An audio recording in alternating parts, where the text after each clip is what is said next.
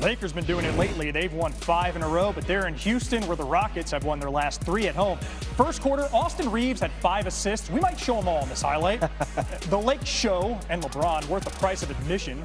LeBron climbing the ladder, stands down the Jabari Smith Jr. block attempt. Jabari's about half his age. Lakers up 1 after 1. Midway through the second, there's Luka. Good luck defending that. Trev, you wanted to travel, didn't get it. 23 at recess for the Don. 3 to play in the half. KD getting his on the offensive end. He's about to pass Jordan in career points. Didn't do it today. He had 18. Rockets up 2. 2 minutes to play in the half. Rockets, vertical trajectory. Reed Shepard picks Doncic's pocket. Amen Thompson slams it home. Houston up 6 at the break. Fast forward to the fourth quarter. Lakers up 3 and in transition. I promised you more Reeves helpers.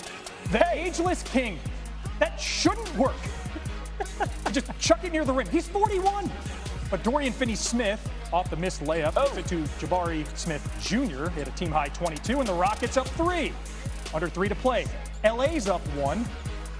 Luka going back to him. He had 36 in this game. More on that in a second. This is a clutch situation. And in the NBA, LA has the best win percentage in clutch situations. Ball movement like that doesn't hurt. Passers like that doesn't hurt. Marcus Smart, wicked. It's a 3. And then your finishing touches, another Austin Reeves steal, another lob, drop to Braun. He had 18 as LA has now won 6 in a row. They take this one by 8. And as promised, more on Luka's 30-piece. 37th game this season where he hit 30, just 1 shy of Kobe for the most by a Laker in a season in the last 20 years. That was Kobe's first season wearing number 24.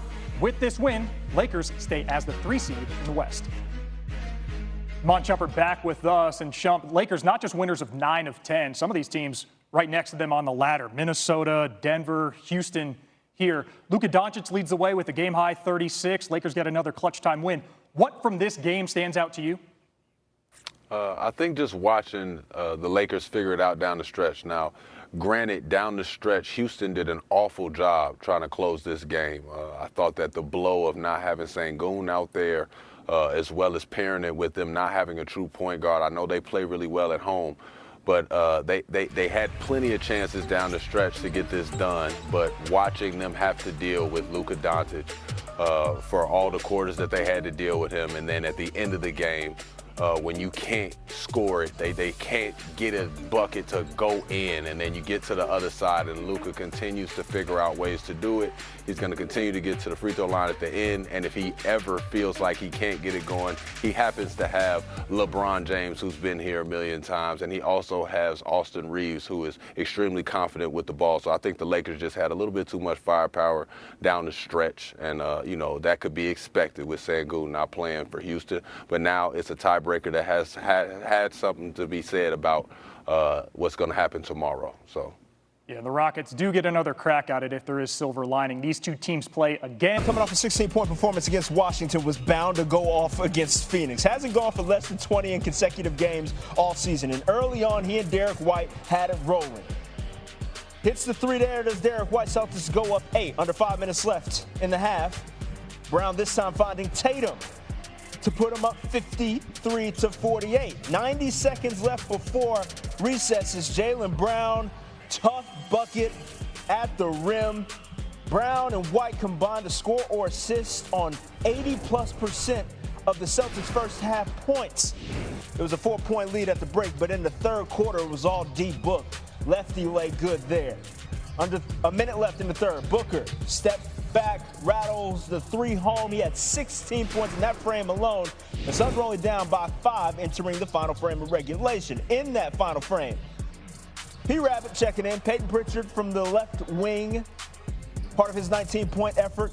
Boston up 10, but Booker with the mid-ranger cuts the deficit to just 4. Under 6 minutes to go now. Jalen Green to Oso Iguodala for the slam to give Phoenix the 1-point lead, and on the next Suns possession, Devin Booker going to extend it with the lay-in. 40-point night for D-Book. About 3 minutes to go. It's a 3-point game. Jaylen Brown getting the steal. He's in transition, finding Jason Tatum trailing the play.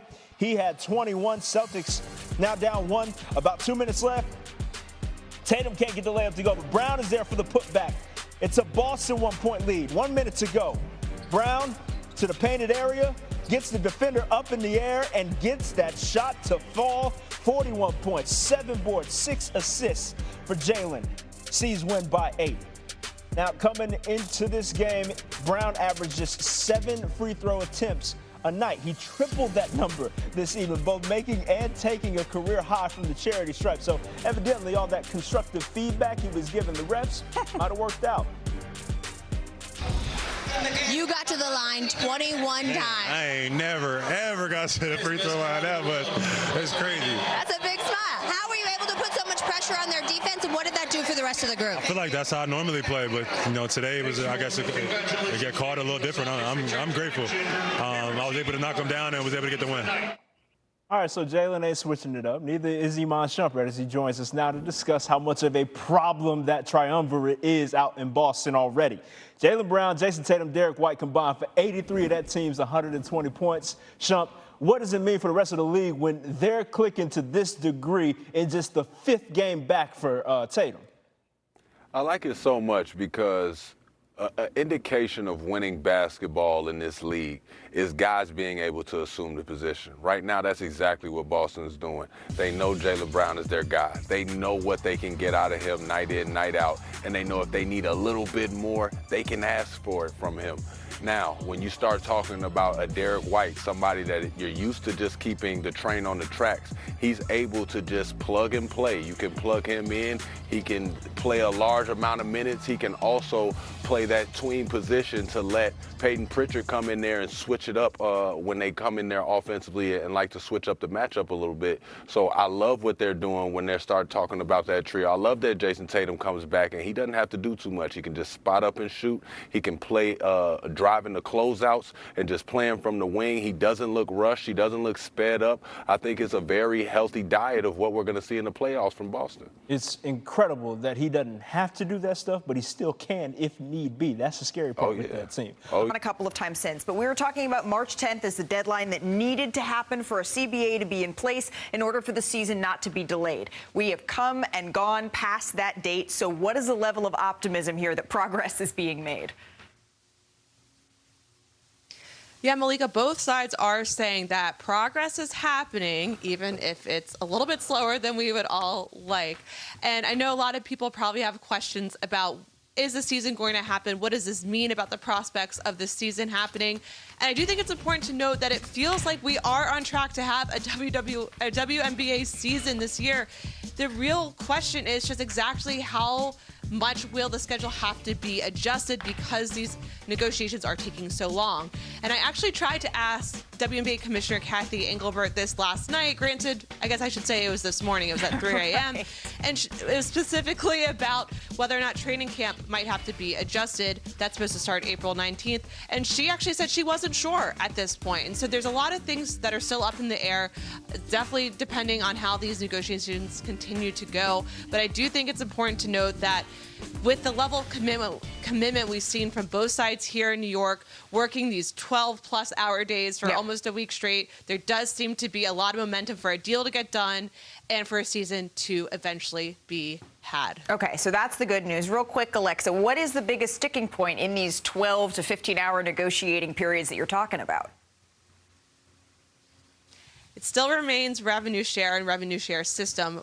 Before, we've talked about how the players are asking for a revenue share system where they get gross revenue, and they think that what the league's asking for wouldn't be enough in terms of that actual split. The league, on the other hand, is saying that the player system would cost them hundreds of millions of dollars, so they need to sort that out. That's obviously the million-dollar question here. Once they get that sorted out, I think we'll see a CBA soon to follow. Okay, so that is the big question that still needs to be answered. Alexa Philippou, appreciate the time as always. We hope you get a little bit of rest here. Here's some of those important dates that Alexa was mentioning. The WNBA draft is scheduled here for April 13th, but we still don't have a date for the Toronto Tempo and the Portland Fire expansion drafts. That needs to happen too. And then the regular season, as of right now, is scheduled to tip off on May 8th. Again, could we see these dates move, slide based on when the CBA comes to fruition? All right, it is March. That means the brackets, I hope they're set. I hope you filled yours out. And the madness is about to begin, so we're going to count down the top big 3 plays from college hoops this weekend. Maybe inspire your brackets if you haven't gotten to them yet. Shump, is your team in the tournament?